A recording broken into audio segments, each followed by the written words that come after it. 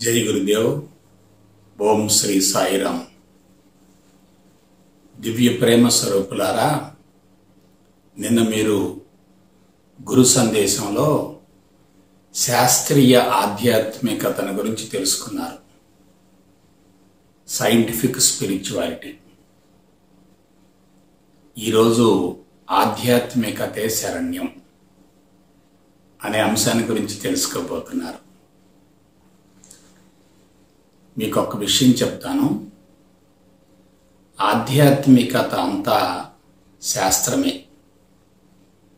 అందుకే దాన్ని ఆధ్యాత్మిక శాస్త్రం అన్నారు, స్పిరిచువల్ సైన్స్ అన్నారు. ఆధ్యాత్మిక శాస్త్రం అనేది పరిపూర్ణమైంది. దానికి ఏమీ కలపవలసింది, తీసివేయవలసింది లేదు. అన్ని శాస్త్రాలు కూడా ఆధ్యాత్మికతలో ఒక భాగమే. అన్ని శాస్త్రాలు కూడా ఆధ్యాత్మికతలో ఒక భాగమే. All sciences are part and parcel of spiritual science. ఆధ్యాత్మికతను గురించి తెలుసుకుంటే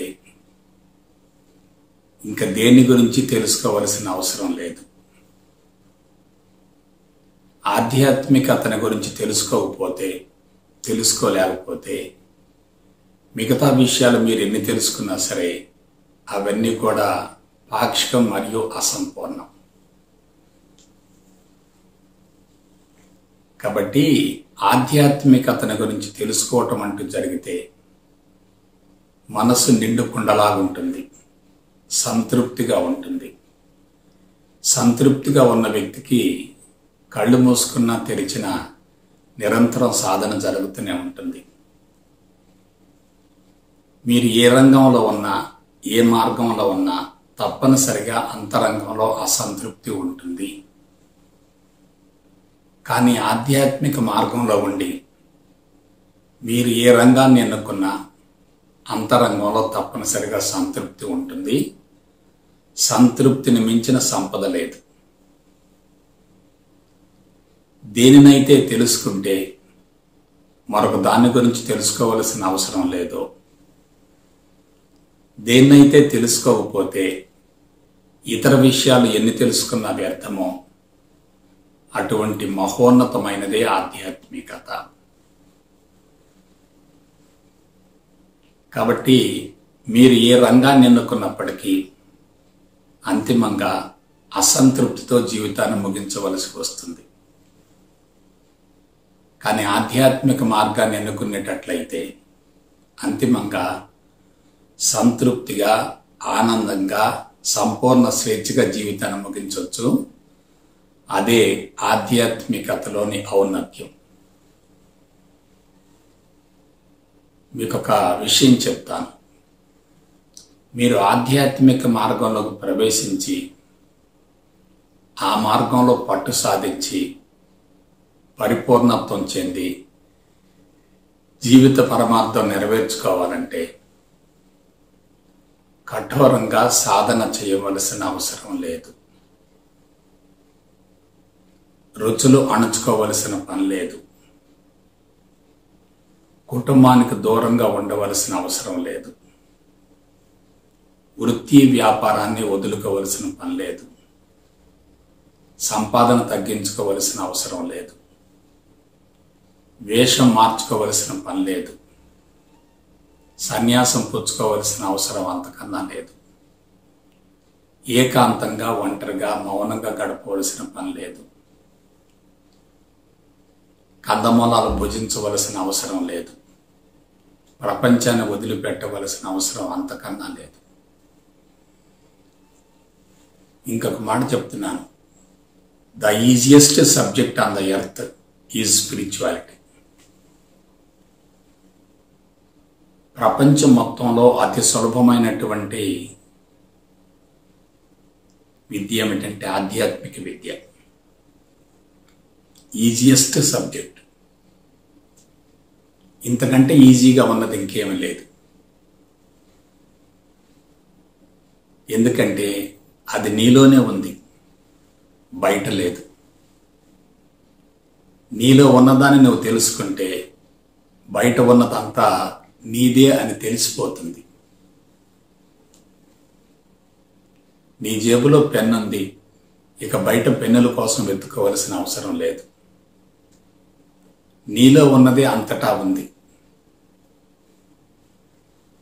నీలో ఉన్నదాన్ని తెలుసుకుంటే బయట కూడా అదే ఉంది కాబట్టి దానిని గురించి తెలుసుకోవలసిన అవసరం ఏంటి? That is secret of spirituality. అదే ఆధ్యాత్మిక రహస్యం.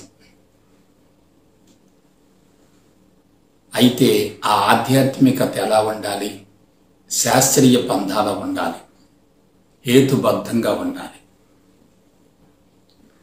శాస్త్రీయత ఉన్న చోట అనుమానాలకు, సంకోచాలకు, సందేహాలకు ఎటువంటి అవకాశం ఉండదు. శాస్త్రీయత లేకుండా ఎవరైనా ముందుకెళ్తున్నారంటే వాళ్ళల్లో గుడ్డిగా నమ్మటం ఉంది, బ్లైండ్ ఫెయిత్ ఉంది. It is always dangerous. Blind faith is always dangerous.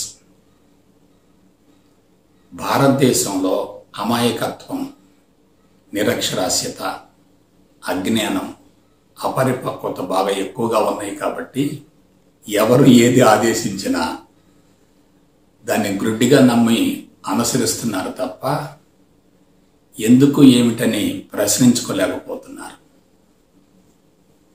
దానికి మూల కారణం ఏంటంటే తమోగుణం, రజోగుణం.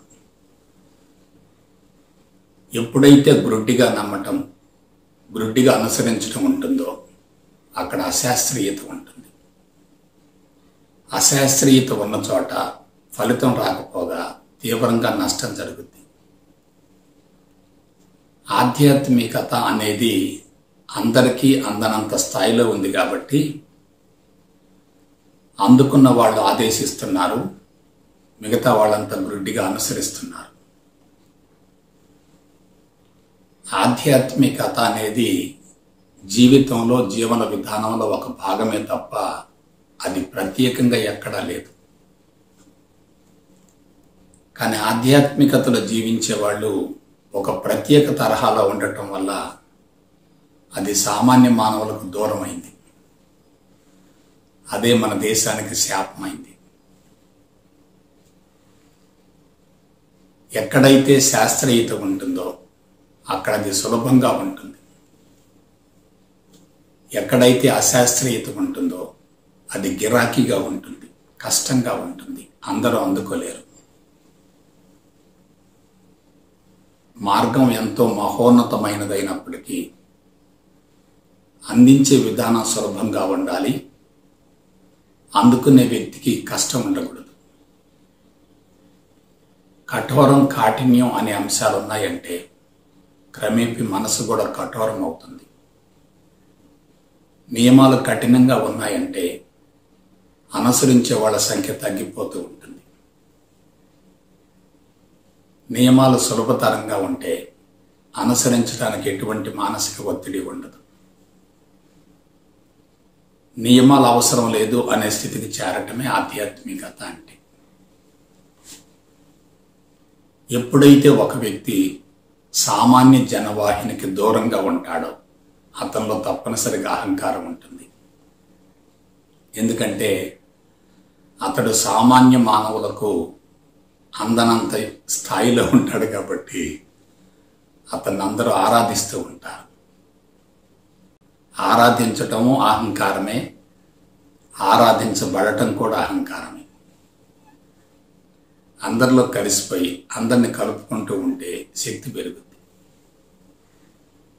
ఇప్పుడు ఆధ్యాత్మికవేత్తలంతా కూడా ప్రత్యేక తరహా జీవన విధానాన్ని కొనసాగించడం వల్ల వేషం కానీ, భాష కానీ, జీవితం కానీ, జీవన విధానం కానీ, నియమాలు కానీ, నిబంధనలు కానీ ప్రత్యేక తరహాలో ఉండటం వల్ల అందరూ దాన్ని అందుకోవడం కోసం భయపడుతున్నారు.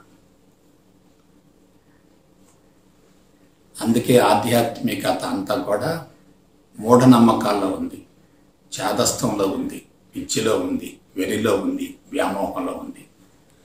ఒక రకంగా చెప్పాలంటే మాయలోనే ఉంది. ఇక్కడ ఒక విషయం గుర్తుపెట్టుకోండి. శాస్త్రము, శాస్త్రీయత, శాస్త్రవేత్త. శాస్త్రము అంటే అందుకునేది, శాస్త్రీయత అంటే అందించబడే విధానం, శాస్త్రవేత్త లేక శాస్త్రజ్ఞుడు అంటే అందుకునే వ్యక్తి. శాస్త్రము, శాస్త్రీయత, శాస్త్రవేత్త లేక శాస్త్రజ్ఞుడు. శాస్త్రవేత్త ఏం చేస్తాడు? ఒక అంశాన్ని గురించి లోతుగా అధ్యయనం చేస్తాడు, పరిశోధన చేస్తాడు, అన్వేషణ చేస్తాడు, దానిలో పూర్తిగా పట్టు సాధిస్తాడు. కాబట్టి నేను ఒక సలహా ఇస్తున్నాను. ఆధ్యాత్మికవేత్త కాబోయే ముందు ఆధ్యాత్మిక మార్గానికి సంబంధించి అన్ని విషయాలు శాస్త్రయుక్తంగా అధ్యయనం చేసేటటువంటి శాస్త్రవేత్తవు కావాలి. Be a scientist before becoming a spiritualist. శాస్త్రవేత్త సులభంగా ఆధ్యాత్మికవేత్త అవుతాడు ఎప్పుడు? ఆధ్యాత్మికతను గురించి లోతుగా శాస్త్రయుక్తంగా అధ్యయనం చేసినప్పుడే. కాబట్టి అందరికీ అందుబాటులో ఉంటే అది సులభంగా ఉంటుంది, అందుబాటులో లేకపోతే అది కష్టతరంగా ఉంటుంది. సైకలాజికల్గా మనకు అందదేమో అనేటటువంటి అనుమానం, భయం కూడా ఉంటాయి. ఇంకొక విషయం, మీకు ఒక అనుమానం రావచ్చు. ఈ మార్గంలోకి ప్రవేశించినంత మాత్రాన దేన్నైనా వదులుకోవాలా? తప్పు. దేన్ని వదులుకోవద్దు, దేనిలోనూ ఇరుక్కోవద్దు, దేన్ని వదులుకోవద్దు, దేనిలోనూ ఇరుక్కోవద్దు. బలవంతంగా వదులుకోవటం అంటే ఒక రకంగా అసంతృప్తి ఎక్కువ అవుతుంది. ఇరుక్కున్నామంటే బంధాలు పెరుగుతాయి. కాబట్టి దేన్ని వదులుకోవద్దు. అనుభవించిన వ్యక్తి తొందరగా వదిలేస్తాడు, అనుభవించిన వ్యక్తి అందులో ఇరుక్కొని పోతాడు. కాబట్టి అనుభవాన్ని పొందాలంటే తప్పనిసరిగా అందరి మధ్య ఉండాలి, అన్నింటి మధ్య ఉండాలి. నేను ఒక చిన్న ఎగ్జాంపుల్ చెప్తాను. సంసారంలో జీవించిన వ్యక్తి సన్యాసిగా మారితే సంసారంలో ఉన్నటువంటి బాధలు, ఇబ్బందులు, కష్టాలు, నష్టాలు, సమస్యలు మొత్తం తెలుస్తాయి, చెప్పగలుగుతాడు. అదే సంసారం లేకుండా నేరుగా సన్యాసాన్ని స్వీకరించిన వ్యక్తి ఎలా ఉంటాడు? అతను సన్యాసాన్ని గురించి తెలుసుకుంటాడు, కానీ సంసారంలో ఉన్నటువంటి బాధలు తెలియవుగా. కాబట్టి సంసారాన్ని అనుభవించి సన్యాసిగా మారిన వ్యక్తి ప్రపంచానికి న్యాయం చేస్తాడు. సంసారంలో ఇరుక్కున్న వ్యక్తి సన్యాసాన్ని అందుకోలేడు. సన్యాసంలో జీవిస్తున్న వ్యక్తి సంసారాన్ని గురించి ఎవరికీ చెప్పలేడు. ఇప్పుడు జరుగుతుంది గమనించండి. సంసారులు అంతా కూడా సన్యాసుల్ని పూజిస్తున్నారు, ఆరాధిస్తున్నారు, గౌరవిస్తున్నారు, వాళ్ళని గురించి భజనలు చేస్తున్నారు. కానీ వాళ్ళల్లో ఉన్నదే నాలో ఉంది అని తెలుసుకోలేకపోతున్నారు. ఎందువల్ల? వాళ్ళు సామాన్యులకు అందనంత స్థాయిలో జీవన విధానంలో ఉన్నారు. కాబట్టి సన్యాసము, సంసారం రెండు కలిసిని అనుకోండి, సన్యాసము, సంసారం రెండు కలిసిని అనుకోండి, అది పరిపూర్ణం అవుతుంది. అదే ఆధ్యాత్మికత. సంసారిని సన్యాసి నుండి వేరు చేయకూడదు. సన్యాసం అంటే భౌతిక సన్యాసం కాదు, మానసిక సన్యాసం.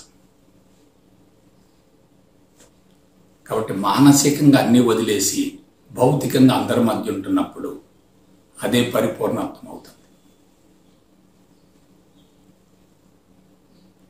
నేను ఇంకొకటి చెప్తున్నాను. మీరు ఏ రంగంలోనైనా ఉండండి,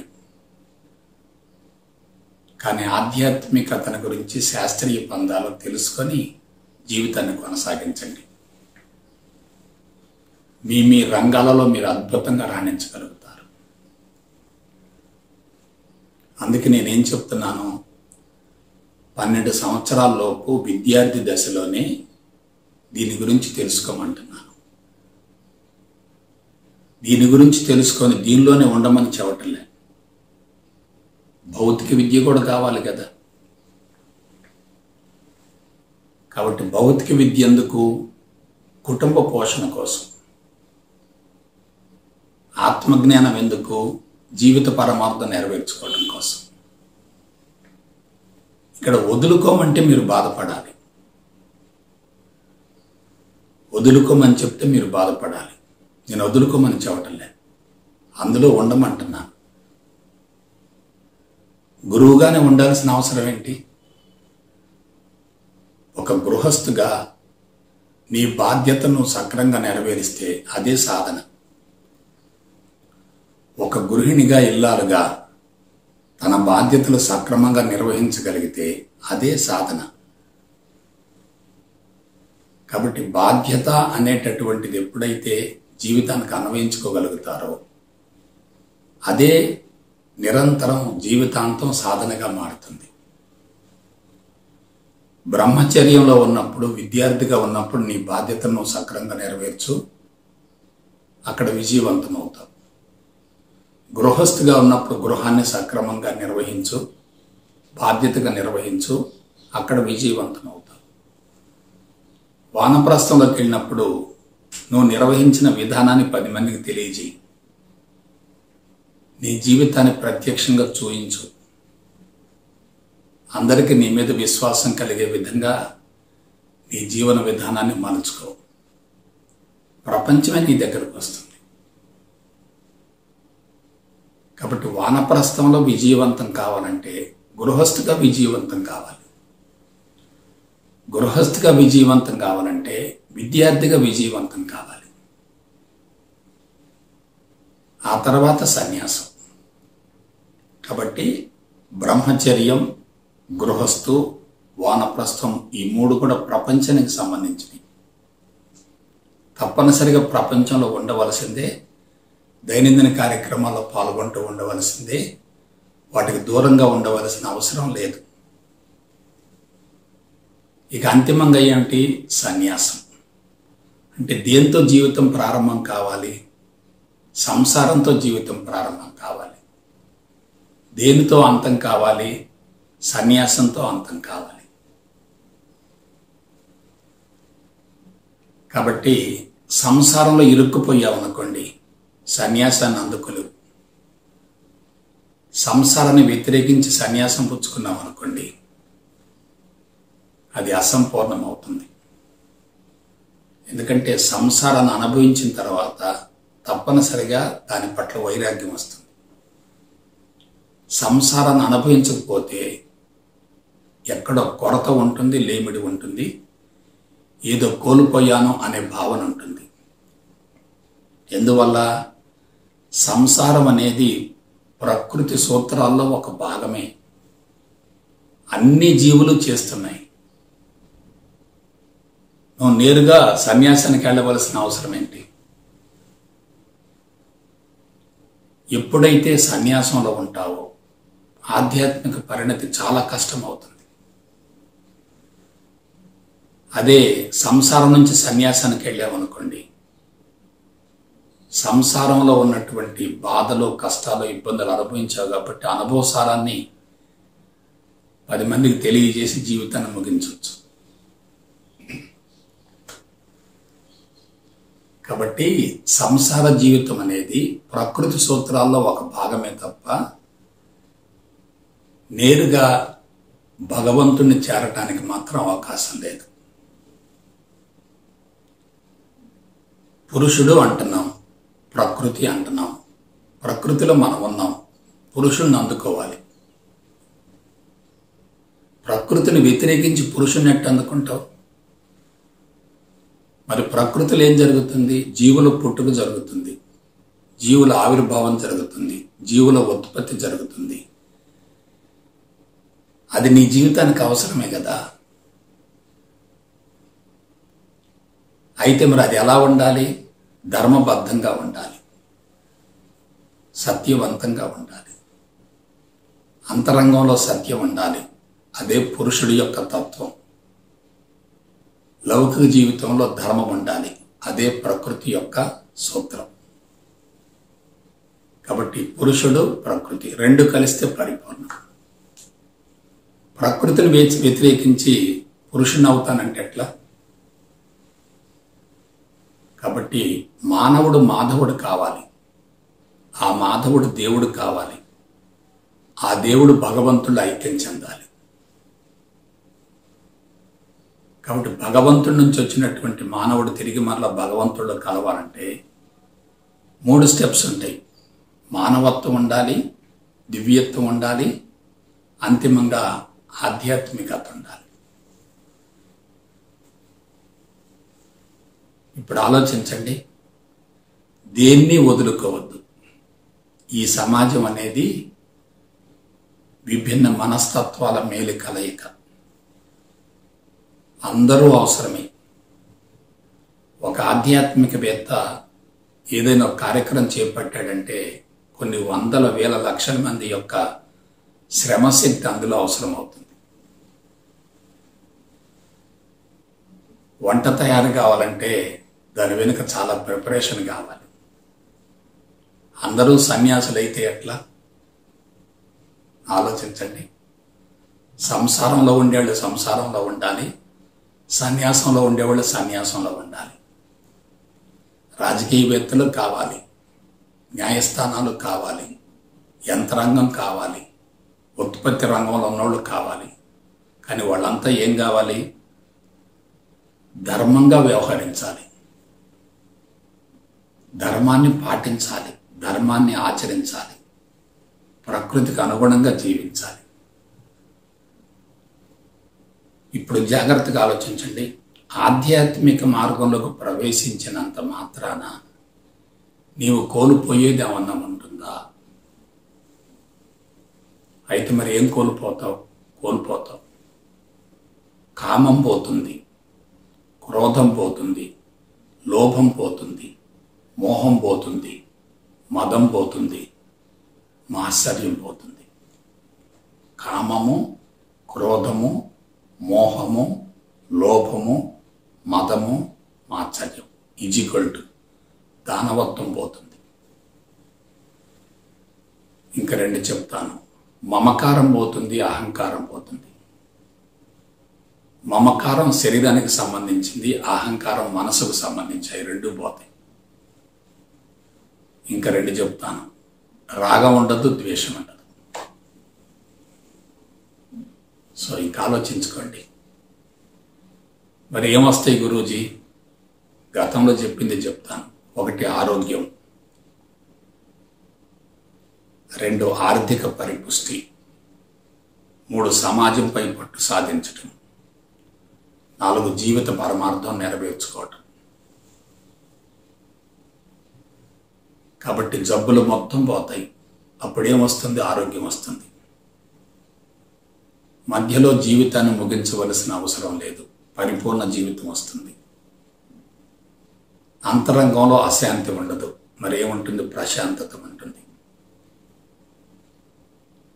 జీవితంలో ఎటువంటి అసంతృప్తి ఉండదు, మరేముంటుంది? ఆనందం ఉంటుంది. మీకు ఒక విషయం చెప్తున్నాను. ఒక చోట పాయసం పెట్టి, మరొక చోట విషం పెట్టి, నీకేది కావాలో కోరుకోమంటే జ్ఞాని పాయసాన్ని కోరుకుంటాడు, విషాన్ని వదిలేస్తాడు. అజ్ఞాని విషం వైపు పరుగులు తీస్తాడు, పాయసం పోగొట్టుకుంటాడు. కాబట్టి అజ్ఞాని అంటే ఎవరు? విచక్షణ కోల్పోయిన వ్యక్తి. ఏది కావాలో అది తెలియదు, ఏది ప్రమాదమో దానికోసం వెంపర్లాడతాడు. ఎలా ఉండాలో అలా ఉండడు, ఎలా ఉండకూడదు అలా ఉంటాడు. ఏమి చెయ్యాలో అది చెయ్యడు, ఏమి చెయ్యకూడదో అది చేస్తాడు. ఇంకా ఆలోచించండి ఒకసారి. ఇవాళ ప్రపంచం మొత్తం పతనం కావటానికి మూల కారణం ఏంటంటే జ్ఞానపరంగా ఎదగకపోవటమే. అది అజ్ఞానం అనే చీకటిని తొలగించుకోవాలంటే ఆత్మజ్ఞానం అనే జ్యోతి ఉండాలి. కాబట్టి ఆధ్యాత్మిక మార్గానికి మూల ప్రమాణం ఏమిటి? ఆత్మజ్ఞానం. ఆ ఆత్మజ్ఞానం ఎక్కడుంది? నీలోనే ఉంది. కాబట్టి నీలో ఉన్నటువంటి ఆత్మజ్ఞానాన్ని నువ్వు తెలుసుకోవటానికి శ్రమించాల్సిన పని లేదే, డబ్బులు ఖర్చు పెట్టాల్సిన పని లేదే, ఎక్కడికో పరుగులు తీయాల్సిన పని లేదే, ఆశ్రమాల చుట్టూ, స్వామీజీల చుట్టూ, బాబాల చుట్టూ, గురువుల చుట్టూ తిరగాల్సిన అవసరం ఏంటి? ఇంకొకటి చెప్తున్నాను, నీ గురించి నువ్వు తెలుసుకోవటం సులభమా, వేరే వాళ్ళ గురించి తెలుసుకోవటం సులభమా? నీ గురించి నీకు తెలిస్తేనే వేరే వాళ్ళ గురించి తెలుస్తుంది. నీ గురించి నువ్వు తెలుసుకోలేకపోతే వేరే వాళ్ళ గురించి నువ్వు ఎట్లా తెలుసుకుంటావు? నువ్వే జబ్బులతో బాధపడుతుంటే వేరే వాళ్ళ జబ్బులను వెంట తొలగిస్తావు. నీవే సమస్యలతో సతమతం అవుతుంటే వేరే వాళ్ళ సమస్యలను ఎలా పరిష్కరించగలుగుతావు? కాబట్టి స్వధర్మాన్ని విస్మరించకూడదు. స్వధర్మాన్ని విస్మరించి పరధర్మానికి వెళితే రెండూ పోతాయి. అందుకే ఒక మాట చెప్తున్నాను, కఠోర సాధన చేసే వాళ్ళంతా కూడా ఆత్మజ్ఞానాన్ని గురించి శాస్త్రయుక్తంగా తెలుసుకోకుండా ఆధ్యాత్మిక పిచ్చిలో ఉండి సాధన చేస్తున్నారు. ఇవాళ గురువులు, స్వామీజీలు, బాబాలు కూడా మందులు మింగుతున్నారంటే, షుగరు, బీపీలతో బాధపడుతున్నారంటే వాళ్ళకి అందవలసింది అందలే. ఏదైతే వాళ్ళకి అవసరమో అది అందలే. కారణం ఏంటి?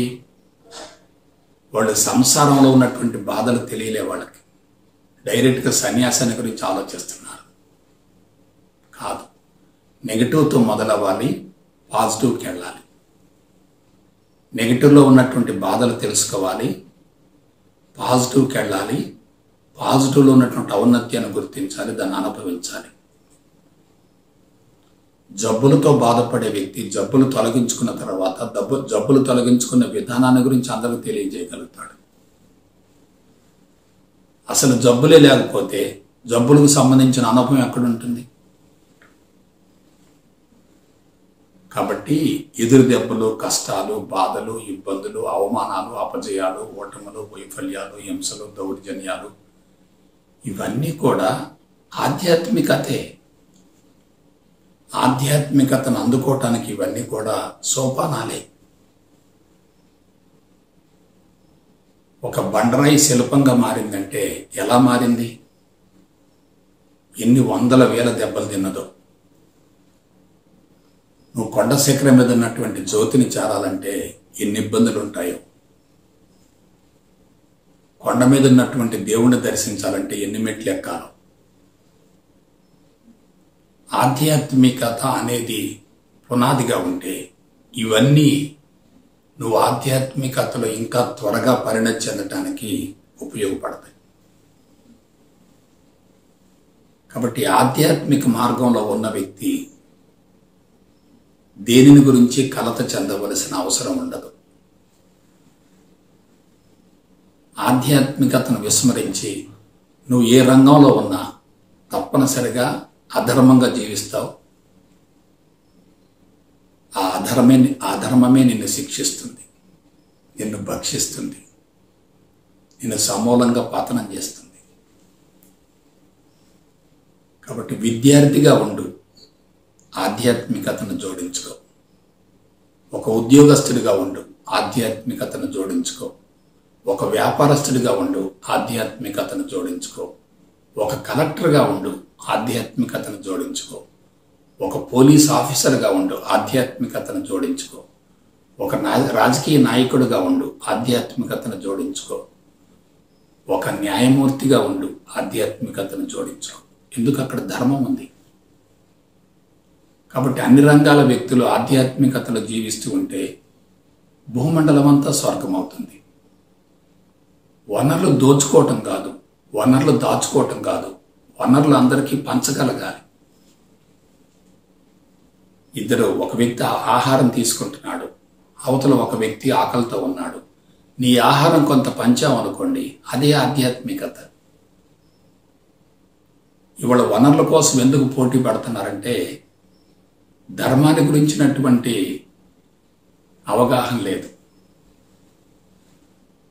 ఇక్కడ సమస్య ఎక్కడొచ్చిందంటే అధర్మంతో ఉండి ధర్మాన్ని కోరుకుంటున్నారు. చెడ్డ పనులు చేసి మంచి ఫలితం రావాలనుకుంటున్నారు. నా జబ్బులు తొలగిపోవాలనుకుంటున్నారు. కాబట్టి జబ్బులు ఎందుకు వచ్చినాయి? అధర్మం వల్ల వచ్చినాయి. నువ్వేం చేయాలి? ధర్మాచరణతోటి అధర్మాన్ని ఛేదించగలిగితే నీ జబ్బులు తొలగిపోతాయి. ఆసనాలు కానీ, ప్రాణాయామ కానీ, సూర్య నమస్కారాలు కానీ, ఆ తర్వాత అనేక రకాల యోగ ప్రక్రియలన్నీ కూడా నిచ్చెన మెట్ల మాదిరిగా ఉంటాయి. అవి ఏవి పరిపూర్ణత్వాన్ని ఇవ్వవు. అవి ఏవి పరిపూర్ణత్వాన్ని ఇవ్వవు. చాలామంది మనల్ని మోసం చేస్తున్నారు. కొంతమంది అన్నమయ కోశంలో కూర్చోబెట్టి ఈ ఫుడ్ తింటేనే నీకు 100% మార్పు వస్తుంది అంటున్నారు. తప్పు. అన్నమయ కోశం ముఖ్యం కాదు, ఆనందమయ కోశం ముఖ్యం. పైనుంచి క్రిందికి రా. కింద కూర్చొని నేను పైదాన్ని అనుభవిస్తున్నానంటే ఎట్లా? క్రింద కూర్చొని నేను పైదాన్ని అనుభవిస్తున్నానంటే ఎట్లా? పైనుంచి కిందకి రావాలి. ఆనందమయ కోశంలో కూర్చున్న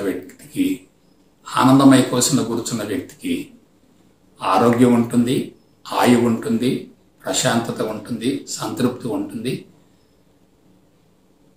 జీవితం అద్భుతంగా కొనసాగుతుంది. కాబట్టి ఇవన్నీ కూడా ఎందుకు చెప్తున్నానంటే నేను అనుభవించి మీకు చెప్తున్నానంతే. ఆచరిస్తే మీకు లాభం, నాకేమిటి లాభం?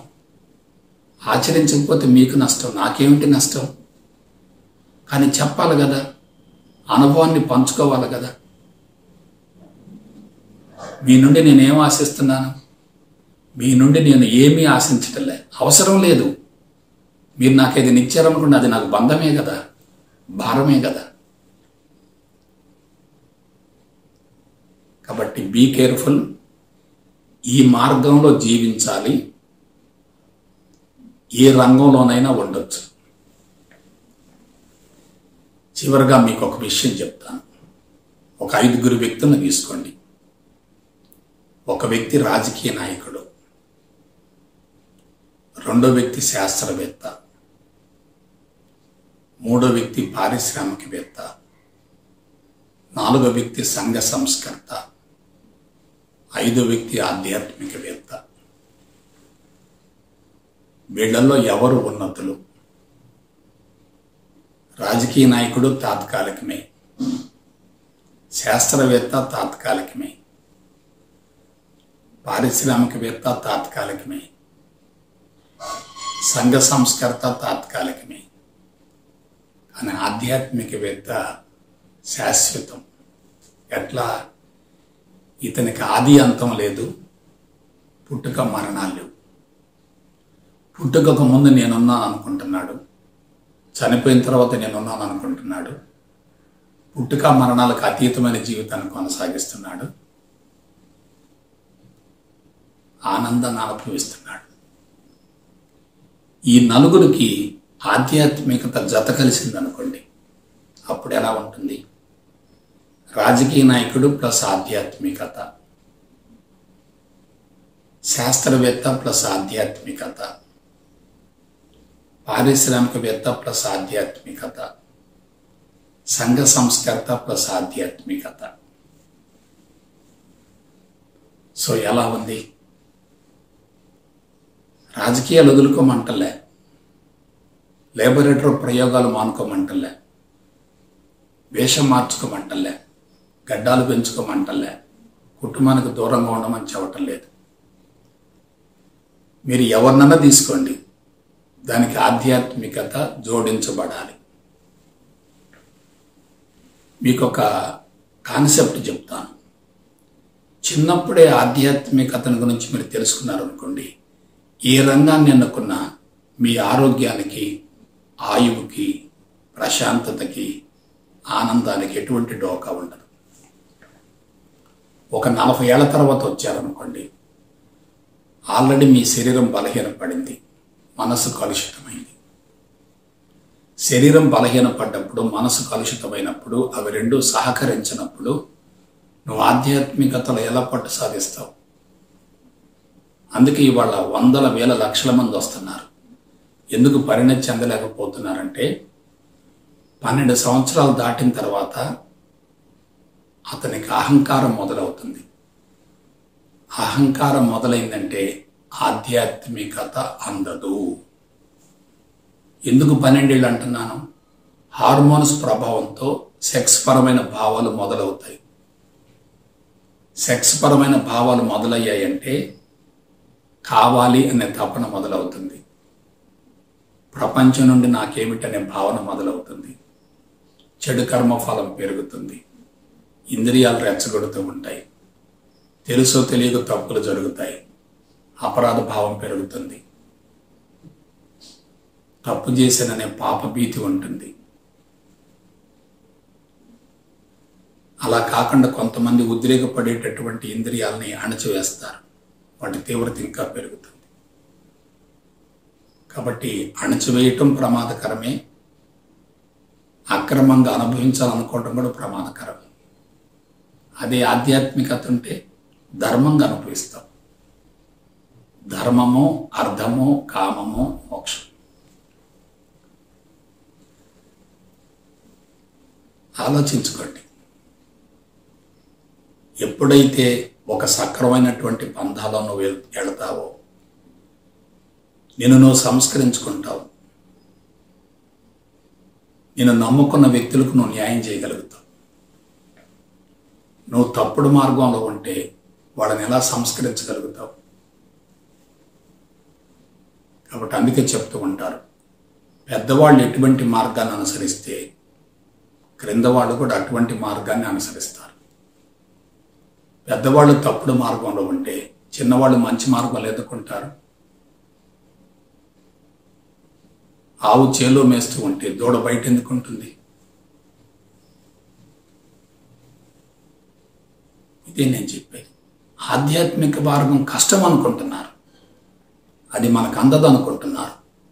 కఠోర బ్రహ్మచర్యం పాటించాలనుకుంటున్నారు, గడ్డాలు పెంచుకోవాలనుకుంటున్నారు, బట్టలు మార్చుకోవాలనుకుంటున్నారు, కఠోరమైన నియమాలు పాటించాలనుకుంటున్నారు. కొంతమంది ఎలా ఉంటారంటే అసలు ఎవరిని తాకరు, ఆడవాళ్ళ ముఖం చూడరు. ఎవరు నొచ్చి పొరపాటున తాగితే స్నానం చేస్తూ ఉంటారు. ఏంటండి ఇదంతా?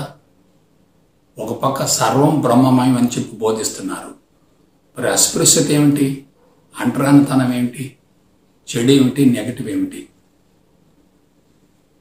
కాబట్టి నెగటివ్ కూడా భగవంతుడే కదా, చెడు కూడా భగవంతుడే కదా, అంటరాని వాడు కూడా భగవంతుడే కదా. వాళ్ళు చేస్తేనే కదా మనం తినేది. వాళ్ళు పండించిన పంట తింటున్నాం కానీ వాళ్ళని ఎందుకు తాకలేకపోతున్నాం? అదేమిటి? Psychological disorder. కాబట్టి నేను బ్రాహ్మణుణ్ణి అనుకుంటున్నావు, కాదు. బ్రాహ్మణత్వంలో జీవిస్తేనే బ్రాహ్మణుడివి. బ్రాహ్మణత్వం అంటే ఏమిటి? అందరినీ కలుపుకోవడమే బ్రాహ్మణత్వం. కాబట్టి పిలకొండి, జన్యం ఉండి, మడుండి ఆచారం అంటే బ్రాహ్మణుడు కాదు. అందరినీ సమదృష్టితో చూడగలిగితేనే బ్రాహ్మణుడు. కాబట్టి బ్రాహ్మణుడు కాదు, బ్రాహ్మణత్వం. సో ఇవన్నీ కూడా శాస్త్రీయ పందాలు అందనందువల్ల సందేహాలు పెరుగుతున్నాయి, అనుమానాలు పెరుగుతున్నాయి, సంకోచాలు పెరుగుతున్నాయి. వాటి నివృత్తి చేసేవాళ్ళు, ఎందుకంటే అలా నివృత్తి చేసేటటువంటి అనుభవం వాళ్ళు ఎక్కడున్నారు? ఇవాళ వచ్చేవాడు కూడా షార్ట్ కట్ మెథడ్స్ కోరుకుంటున్నాడు తప్ప ధర్మంగా జీవిద్దాం అనే భావన ఉండటం లేదు. ఎందుకంటే వాళ్ళు అధర్మంతో వస్తున్నారు ఇక్కడికి. అసలు ఇక్కడికి వచ్చారంటే అధర్మమే కదా. కాబట్టి చెడిపోయిన తర్వాత దగ్గరికి రావటం కాదు, చెడిపోకముందు చెడులో ఉన్న ప్రమాదాన్ని గ్రహించాలి. కాబట్టి బిడ్డలారా, సబ్జెక్ట్ కాదు, ఇది ప్రవాహంలాగా వస్తూనే ఉంటుంది. ఒకే ఒక మాట చెప్తున్నా చిట్ట చివరగా, నీకు నాకు మరెవరికైనా ఆధ్యాత్మికత తప్ప వేరే ప్రత్యామ్నాయం లేదు. కాబట్టి మానవ జీవితానికి అర్థం పరమార్థం చేకూరి పరిపూర్ణత్వం సిద్ధించాలంటే ఆధ్యాత్మిక మార్గం తప్ప వేరే ప్రత్యామ్నాయం లేదు లేదు లేదు. ఎవరు ఎక్కడ తిరిగినా చిట్ట చివరకు ఈ మార్గానికి చేరి జీవితాన్ని ముగించవలసిందే. ముందుగా ప్రవేశించిన వారు తప్పనిసరిగా లబ్ధి పొందుతారు. ఆలస్యంగా ప్రవేశించిన వారు తీవ్రంగా నష్టపోతారు. కాబట్టి కొంత దూరం ప్రయాణం చేశావు, వెనక్కి రాలేవు, ఏదో పోగొట్టుకున్నాను అనుకుంటావు.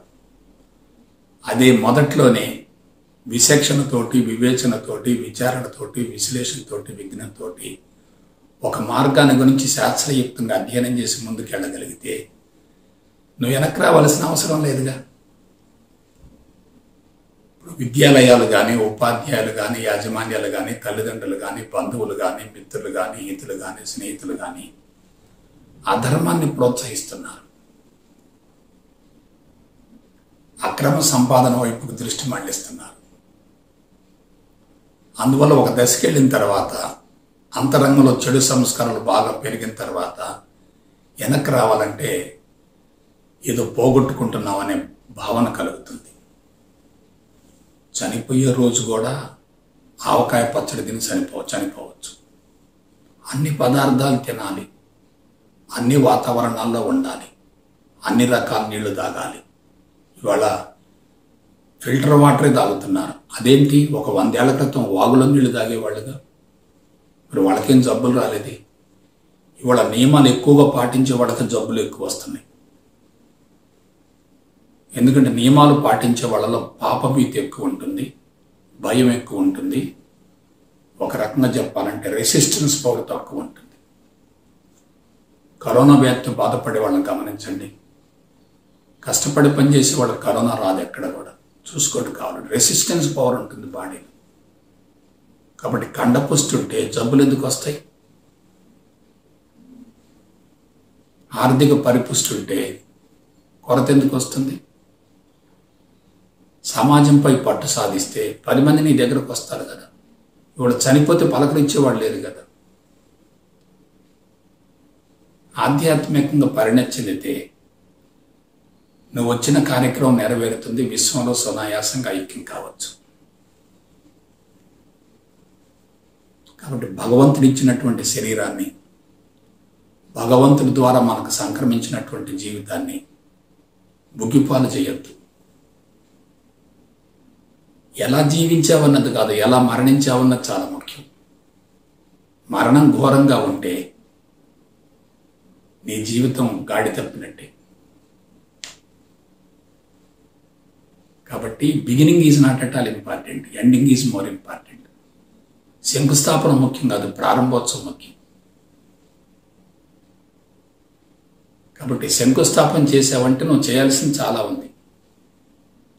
అదే ప్రారంభోత్సవంకి వెళ్ళావంటే నువ్వు చేసిందంత ఫలితాన్ని ఇచ్చినట్లే. సో మనం మారామనుకోండి, ఆ ప్రభావంతో మన కుటుంబంలో మార్పు వస్తుంది. మన కుటుంబంలో మార్పు వచ్చింది అనుకోండి, ఆ ప్రభావంతో సమాజంలో మార్పు వస్తుంది.